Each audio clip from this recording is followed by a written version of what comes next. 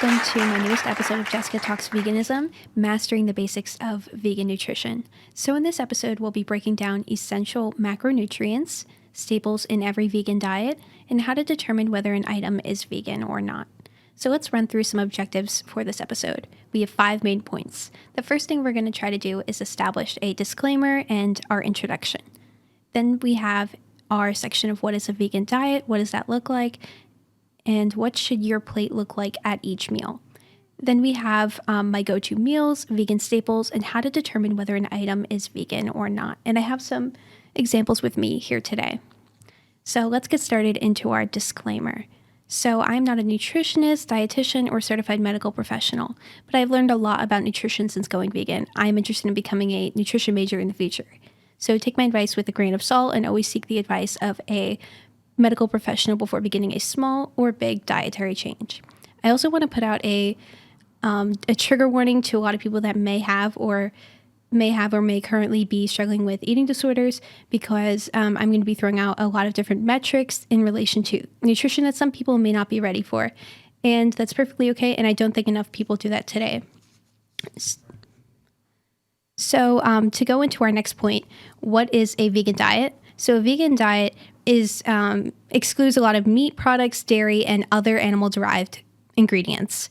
So it's arguable for a lot of ingredients whether they're vegan or not. And that's especially true for honey. Honey is sourced from the labor of bees, and a lot of people argue whether it is a vegan good or not. And that's really dependable to you, because veganism is a lifestyle rooted on ethical cause.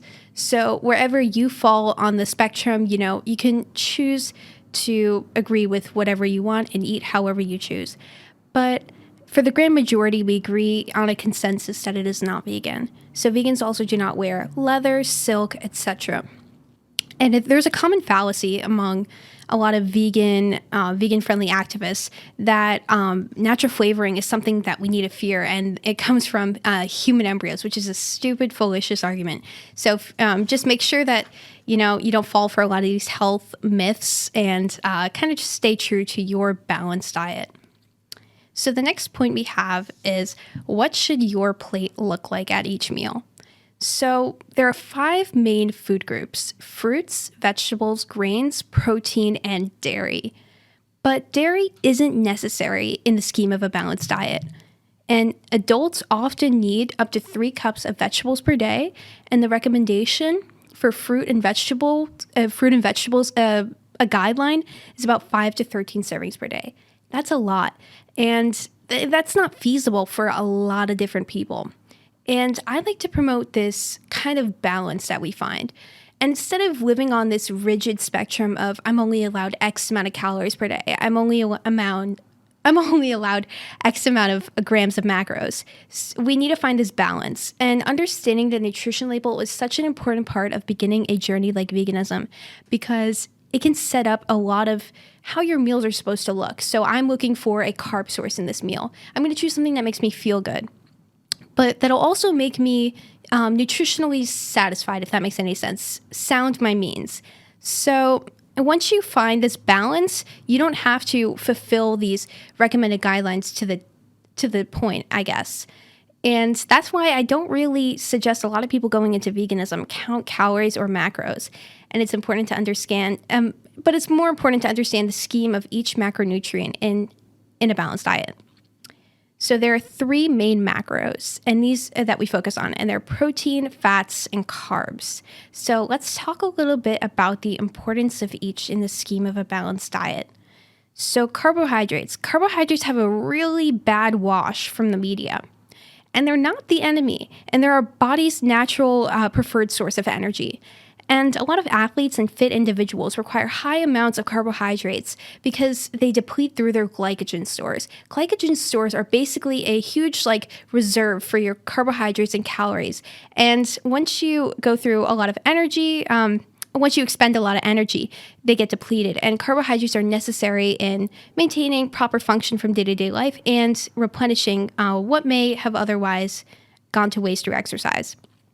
So some of my favorite vegan carb sources are fruits, lentils, beans, and potatoes. I also really like quinoa. So when you look at this list, it sounds very basic, but you can change it up. You can diversify each different ingredient, vegetable, to make it how you like. For potatoes, you don't have to eat a standard baked potato with butter, with vegan butter, but you don't have to make something so basic as that. You can change it up. You can add spices. Spices are so important in the vegan diet. And a lot of people, a lot of vegans that I know, they like to use nutritional yeast. It's really up to you. And some people have a particular liking to bland tofu or tempeh. I'm fine with tempeh without a sort of like marination, I guess, but it's pretty good. So the next thing we have is the importance of fats in our diet. So fats provide our body with energy, protect our organs, and help our body absorb nutrients.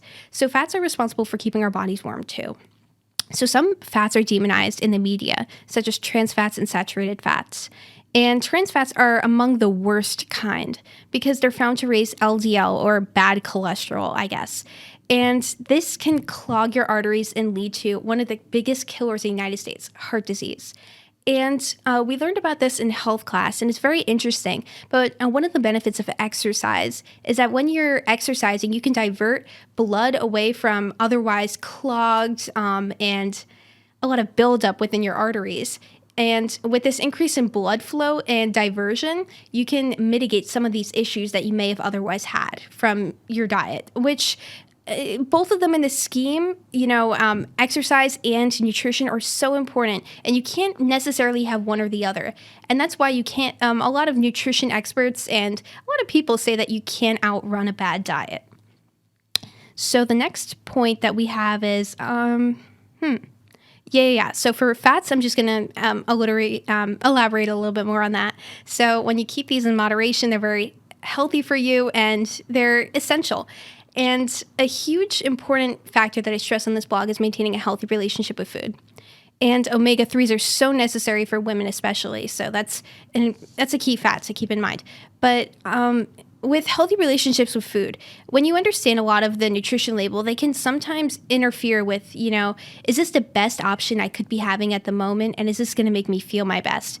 But a healthy, constructive relationship with food is almost very unique to each of us. So it's almost like finding a fun food in your diet, finding indulgence, and not punishing yourself for choosing a otherwise fear food in a sense, or not fearing the calories on a label. It's so important, and it's a very essential mindset to carry through with everything we do.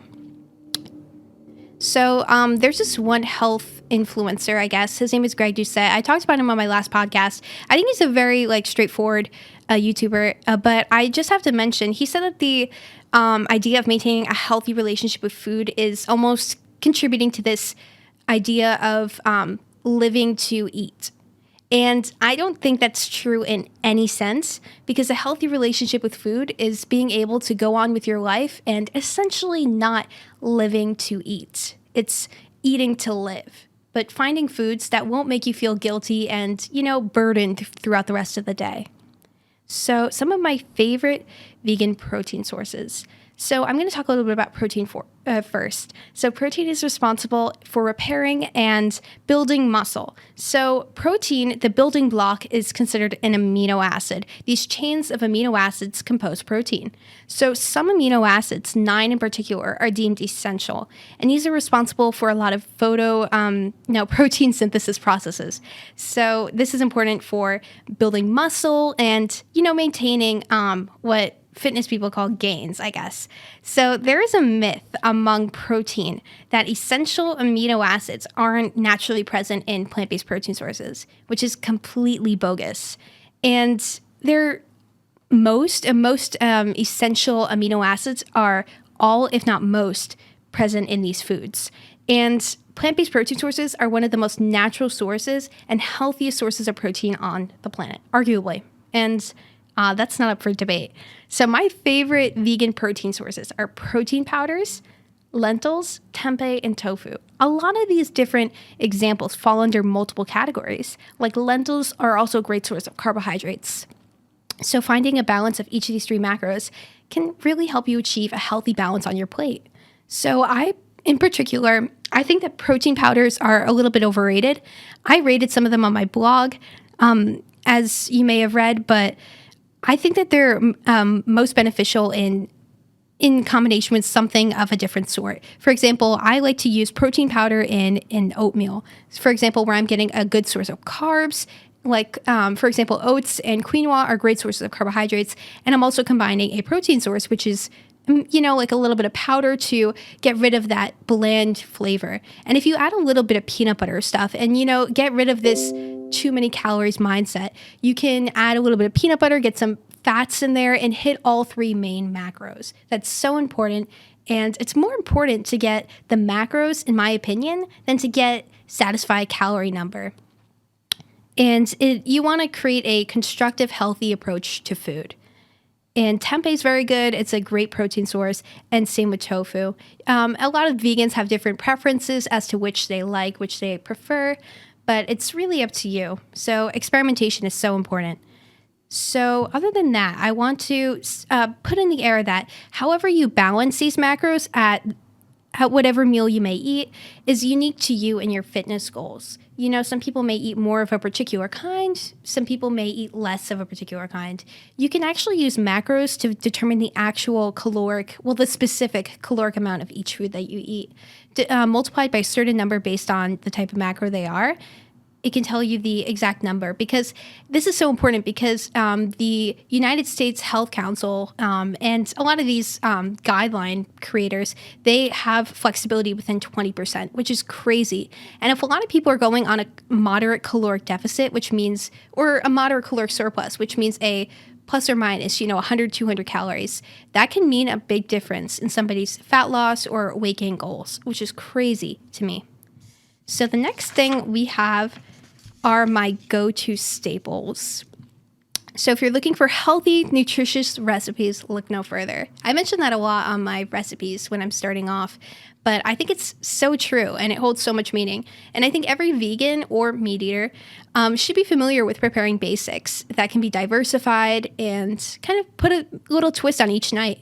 I don't like repetition in my vegan diet, and I don't encourage it for my viewers, because it ultimately limits your palate and what flavors you are. And you establish this familiarity, and from your old way of living, we would eat different foods. We'd experiment with different kinds of meat. But if you're limiting yourself in this, it's going to be like you're going to think that your other diet is so much more variant, and you want to create a constructive relationship. So here's some of my favorite recipes, and I'll talk a little bit about their nutrition content. So my first recipe is if you take 2 slices of sourdough bread. These are rich in prebiotics.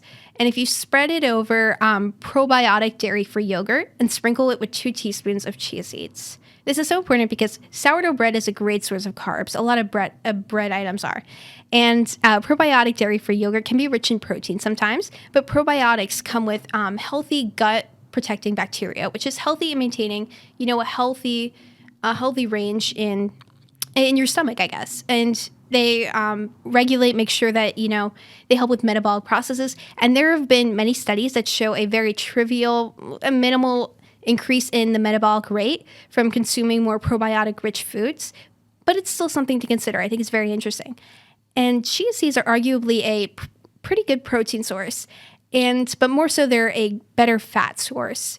Chia seeds are rich in omega-3s, which are very essential, as I said before, in women and a lot of people looking to get a kick in their diet. So this hits most, if not all, of the 3 essential macros. And this comes out to about 520 calories, give or take, because 2 slices of sourdough bread each are 100 to 110 calories. The probiotic dairy-free yogurt is around 170, give or take. And the 2 teaspoons of chia seeds are a little less than 50 calories. So my second recommendation is the Just Egg scrambled and 1/2 cup of rolled oats and 1 scoop of protein powder with water. So Just Egg is this incredible vegan substitute that I stress so much. And it's this basically yolk version of eggs. It's a great alternative for a lot of people that, are already allergic to them or looking for a great substitute. You can scramble them. You can do whatever you like. It's not like egg whites or stuff. It's literally like a pure yellow solution. But it's pretty good. You can scramble it. And I believe 1 serving has 70 calories. And if you put that on the side and that's a good source of carbs, and it really varies. And sometimes I'm not really sure if this is a great protein source, or I can't speak on that, but it could be. So on the side, if you make 1/2 cup of rolled oats, as I said before, is a great carbohydrate source with 1 cup of protein powder, 1 scoop of protein powder. That's a great source of protein and water. You can hit carbs, a lot of fats, and protein in this meal. And 1/2 cup of rolled oats generally is 150 calories. 1 scoop of protein powder is about 150 calories. And that comes out to 300. And on the side with that, that's about a 370 calorie meal. So, you can really choose what you want to make based on your fitness goals, whether you want to be in maintenance mode, surplus mode, or even deficit mode. So it's really up to you. But that's a great healthy choice that hits the 3 main macros. The third option that I would suggest is 3 ounces of tempeh sliced with 2 tablespoons of vegetable oil, cook until brown, and that's a really good protein source. So I have recently really gone into tempeh. I used to be a tofu kind of gal, but I experimented recently, and I even created on this blog when I started getting more familiar with it, a veganized version of chicken tenders, but with tempeh, which was kind of cool. And it's actually pretty good. And if you combine it with the vegetable oil and the tempeh, it's a very good protein source, is what I'm trying to say. There's a lot of grams per 1 ounce. I believe it's somewhere around 8. I could be wrong. Don't take my word for it. But the next thing I recommend is 1 cup of plant-based milk, and I'll be giving a little bit of my suggestion on that. 1 sliced banana, and 2/3 cup of 3 Wishes vegan cereal. So 3 Wishes vegan cereal is a great option because it's low in sugar, and the calories are pretty moderate. And there's a very healthy balance between protein in this. So it's a very healthy choice to, kind of side towards. And with the sliced banana, you can get it's a good source of potassium, obviously. It provides a lot of carbohydrates, and it can prevent a lot of cramping symptoms. And the 1 cup of plant-based milk, it really depends on which one you choose, but it can be a great source of protein. I really recommend the Orgain version in the vanilla. It has more calories per cup at 100, but it's a very good source. For 10 grams, I think it's a great decision to make at the grocery store. And it's a lot better tasting than any of the unsweetened options I would have chosen before. So that's a great recommendation that I have out there. And if you combine this together with the milk, the banana, and the cereal, this is a great option for a post-workout. It's okay for a pre-workout, but within hours. But to post-workout, as I said before, to replenish the glycogen source that may have otherwise been depleted. So my next option would be a recommendation, especially gearing towards protein. So you will need 1 can of string beans. You can check the sodium. It's not really a big deal, but sometimes canned vegetables and stuff can have high sodium contents. And if you cook it with light oil and Beyond Meat pieces, so if you kind of like mix those together, if you get them in the patty version, however you like, and this is almost like a vegan hamburger helper, but healthier. So 1 can of string beans, as I said before, is about 70 calories, and 1 Beyond Meat piece, or like 1 patty, I guess, is 260. So that's just around the 300 calorie benchmark, which is a pretty good amount. And it's a very filling meal. It's a very satiating meal. It has a lot of protein in it, which takes a longer time to absorb, and it has a great satiety index. So let's talk into our next point, though. So the next point is kind of Freely-esque, Freely a banana girl. I used to eat a lot of my meals in the beginning of my veganism, more geared towards raw foodism, which I don't promote anymore. But it's where you consume like a lot of particular fruit or vegetable. So for this recipe, it's a salad. It's 1/2 to 1 full head of iceberg lettuce with 1 sliced onion and a handful of purple grapes. It's so good. It's so refreshing. And I especially recommend this during summertime. It's okay it's very low calories. So I don't really think it's like a meal exactly for most people, but it's a very refreshing thing to have in the summertime, and it provides a lot of essential ingredients that you may have not otherwise gotten throughout your other meals of the day, really depending. It's a great way to get more nutrients in. So you should have some staples at home when trying to go vegan, and each of our staples are unique to us.